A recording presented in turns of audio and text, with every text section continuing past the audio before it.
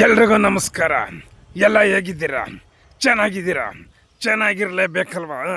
ನಮ್ಮ ಕನ್ನಡ ಜನ ಅಂದ್ರೇ ವಿಶಾಲವಾದ ಹೃದಯವಂತರು, ಯಾವಾಗಲೂ ಚೆನ್ನಾಗಿರ್ತಾರೆ.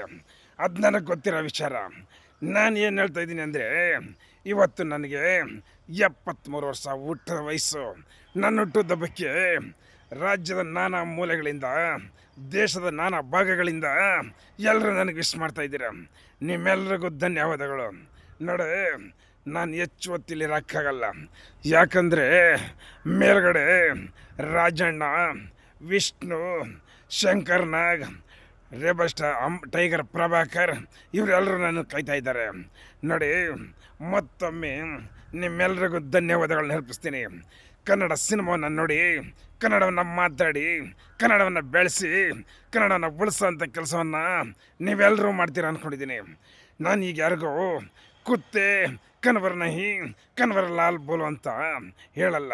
ಯಾಕಂದರೆ ನನ್ನ ಹುಟ್ಟುಹಬ್ಬಕ್ಕೆ ಎಲ್ಲ ಶುಭ ಕೊಡ್ತಾಯಿದ್ದೀರಿ. ನಿಮ್ಮೆಲ್ರಿಗೂ ಒಳ್ಳೆಯದಾಗಲಿ. ಮತ್ತೊಮ್ಮೆ ಎಲ್ರಿಗೂ ನಮಸ್ಕಾರ.